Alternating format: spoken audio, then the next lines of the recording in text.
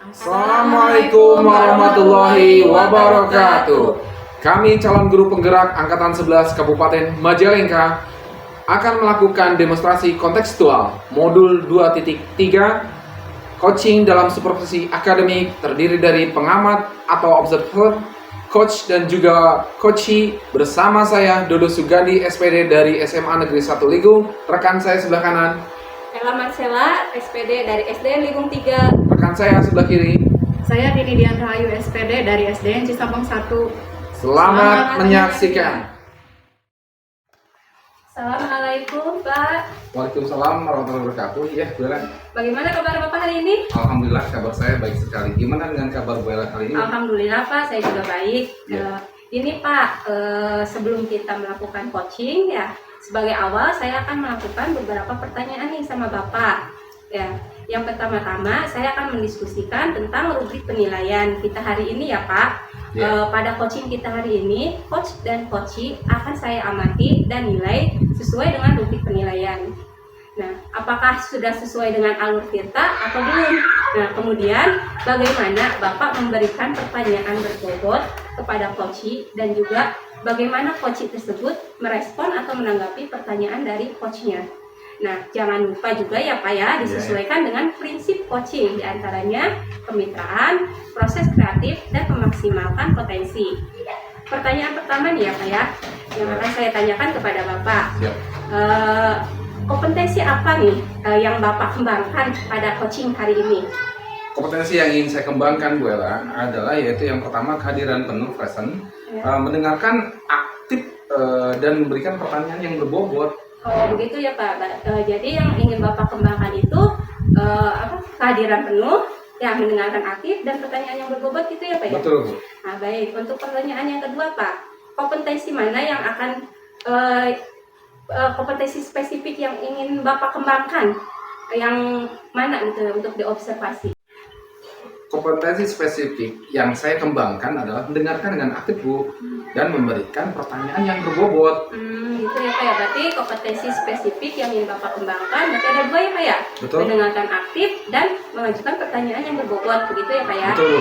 Nah, kemudian pertanyaan yang terakhir nih Pak, indikator ketercapaian yang ingin Bapak terapkan dalam proses coaching kali ini apa?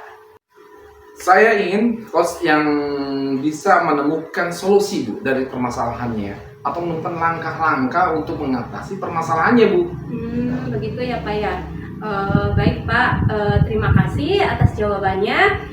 Silahkan Bapak melakukan coaching dengan coachnya dengan sebaik-baiknya ya Pak ya. Nah, nanti setelah proses coaching selesai, kita akan ngobrol-ngobrol lagi ya Pak ya. Baik Ibu. Nah, terima kasih ya Pak. Sama-sama waktunya. Ibu. Assalamualaikum Ibu Dini. Waalaikumsalam Pak Dodo. Apa kabarnya sore kali ini? Alhamdulillah saya sehat Pak. Bagaimana dengan Pak Dodo? Alhamdulillah sehat. Melihat dari raut wajah Bu Dini, kayaknya ada sesuatu yang ingin disampaikan ya. Betul sekali Pak Dodo. Betul, saya ada sedikit yang ingin saya sampaikan kepada Pak Dodo. Betul sekali Pak. Oke. Satu Bu Dini, apa sih tujuan dari percakapan kita hari ini? Saya setelah percakapan dengan Pak Dodo hari ini, saya ingin menemukan solusi dari permasalahan yang sedang saya hadapi Pak. Kira-kira yang bisa saya bantu Bu Dini di sana? Kalau Pak Dodo ada waktu, bolehkah saya menceritakan permasalahan saya yang sedang saya hadapi kepada Pak Dodo? Boleh sekali Bu Dini, silakan, saya terbuka waktunya. Apakah Ibu telah kira-kira permasalahannya apa ya Bu ya? Permasalahannya jadi seperti ini Pak, sebenarnya ini sudah sejak awal kelas 6 ya Pak. Jadi ada salah satu siswa dari saya, namanya Misbah Pak. Misbah ini dia jarang sekali berangkat ke sekolah, 1 minggu itu kadang hanya 2 kali. Setelah saya tanyakan kepada teman-temannya, apakah anak Misbah ini sering bolos waktu kelas 5, kata teman-temannya begitu Pak, sama waktu kelas 5-nya juga seperti itu, jarang sekolah. Dan kemudian saya tanyakan kepada guru kelas 5-nya, sebelum saya berkolaborasi dengan orang tuanya ya Pak, berkoordinasi dengan menanyakan permasalahannya, saya diskusi dulu dengan guru sebelumnya di kelas 5. Nah ternyata Misbah ini belum bisa membaca Pak. Waktu itu setelah Misbah datang ke sekolah, saya mencoba mengajarkan membaca kepada Misbah. Jadi di tengah-tengah jam pelajaran sebenarnya. Jadi yang lain ada yang mereka berdiskusi, kemudian Misbah sama saya diajak di depan gitu ya belajar. Saya coba dites dulu apakah benar Misbah ini belum bisa membaca. Dan ternyata betul Pak Dodo, bahkan bukan tidak bisa membaca tapi mengeja huruf. Ini A, ini huruf B, itu tidak bisa, hanya 2 huruf Pak. Saya contohkan misalkan Misbah ini A, ini B. Saya berulang-ulang ditunjuk, ternyata itu dia tidak bisa membedakan huruf seperti itu. Dan kemudian besok harinya saya kira akan lebih semangat untuk belajar. Ternyata Misbah malah tidak berangkat kembali Pak. Alasannya, saya bertanya kepada orang tua, alasannya malu dengan teman-temannya karena diajari membaca oleh saya di kelas. Seperti itu Pak permasalahannya. Jadi saya bingung, sebenarnya saya ini ingin mengajarkan anak tersebut belajar membaca ya Pak, karena dia sudah kelas 6, kemudian mau ujian kan sebentar lagi. Ternyata yang saya lakukan malah membuat Misbah ini tidak berangkat kembali ke sekolah, begitu Pak. Itu permasalahan yang sedang saya hadapi hari ini Pak, saat ini. Kompleks sekali permasalahannya ini. Iya, betul, Pak. Misbah itu perlu kita kasih semangat lagi. Nah, kira-kira begini, yang pengapanan begini itu terjadinya mengapa hal itu bisa terjadi begini? Setelah saya bertanya kepada orang tuanya, ternyata pada waktu kecilnya Misbah ini sering sakit-sakitan Pak. Kemudian jadi jarang berangkat ke sekolah dari kecilnya juga. Kemudian dokternya bilang ini ada kelainan di saraf otaknya seperti itu. Jadi sehingga Misbah ini tidak bisa mengeja huruf tersebut. Kemudian alasannya kepada orang tuanya kan sering berubah ya Pak kalau tidak ke sekolah, kadang malu, kadang apa pertanyaannya diolok-olok sama temannya seperti itu, alasannya tuh kepada orang tuanya, sehingga kalau ingin berangkat sekolah tuh sama orang tuanya berantem dulu ini anak Pak. Jadi orang tuanya ingin Misbah tersebut berangkat ke sekolah sedangkan Misbahnya tidak mau seperti itu. Penyebabnya yang mungkin dari teman-temannya juga ya Pak. Betul. Sering mengejek seperti itu mungkin penyebab yang paling utama. Terus mungkin ini juga introspeksi untuk saya sendiri yang mungkinnya Pak, seharusnya mungkin saya pembelajarannya mungkin memberikan pembelajaran tambahannya tidak di dalam kelas seperti itu agar Misbah ini tidak merasa malu oleh temannya seperti itu Pak. Oh betul ya, jadi ada indikator bully juga, kemudian Misbah itu ada sesuatu yang memang ada rasa malu ya begini ya? Iya betul Pak. Nah kira-kira kondisi ideal yang seperti hal itu Ibu Nil, apa yang Ibu Nil harapkan pada murid tersebut kira-kira? Seenggaknya yang saya harapkan yaitu walaupun misalkan karena Misbah ini punya kelainan ya Pak, tidak mungkin dengan cepat bisa membaca. Yang saya harapkan motivasinya kembali meningkat saja di sekolah. Nanti yang penting Misbah bisa mendengarkan pembelajaran dari saya aja gitu. Maksudnya bisa mendengarkan seperti yang lain, bisa memahami pelajaran gitu. Walaupun Misbah sampai ujian tidak bisa membaca ya, mungkin nanti untuk ujiannya saya akan mencari guru pembimbingnya Pak. Maksudnya membantu Misbah untuk membacakan soalnya, Misbah mengisi seperti itu mungkin nanti di ujian. Karena kalau untuk membaca ini sepertinya sulit. Tapi yang saya inginkan, yang saya harapkan Misbah kembali lagi bersekolah dengan semangat seperti biasanya gitu Pak. Memang rasa semangat itu harus terberikan ya begini ya pada murid kita Bu ya. Iya, luar biasa. Kalau begitu apakah yang Ibu lakukan untuk murid hal belajar tersebut bagaimana begini untuk melakukan teknis belajarnya? Saya belajarnya kalau Misbah sudah berangkat ke sekolah lagi, semangat lagi, saya akan proses belajar di kelasnya mungkin saya akan melakukan proses pembelajaran berdiskusi aja dengan teman-temannya agar nanti Misbah di sana mempunyai pembimbing oleh teman sejawatnya Pak. Mungkin saya akan lakukan seperti itu Pak Dodo. Ada bimbingannya dengan teman Iya, kita iya, ya Bu ya.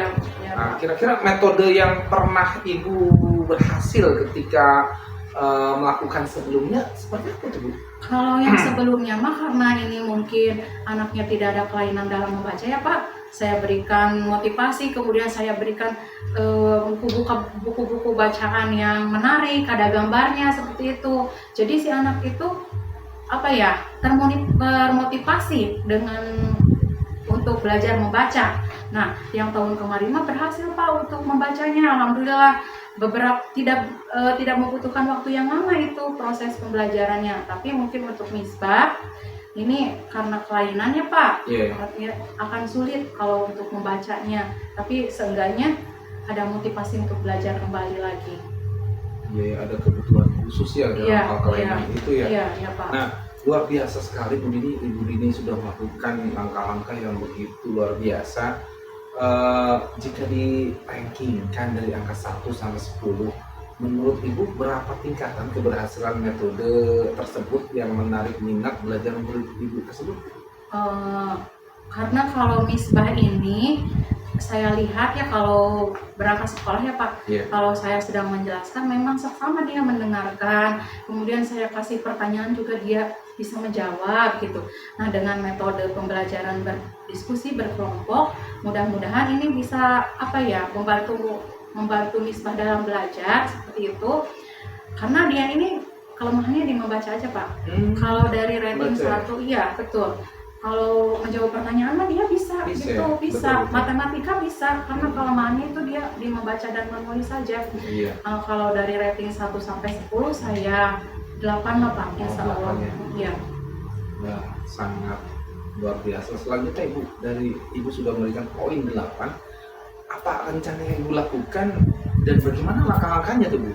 Langkah-langkahnya, pertama saya akan berdiskusi atau berkolaborasi dengan orang tuanya terlebih dahulu, meminta bantuan dari orang tuanya, karena waktu belajar itu lamanya menurut saya bukan di sekolah Pak.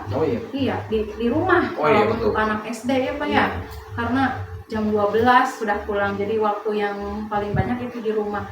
Saya yang pertama akan berkolaborasi dengan orang tuanya agar Misbah ini dapat bimbingan orang tuanya di rumah untuk belajarnya.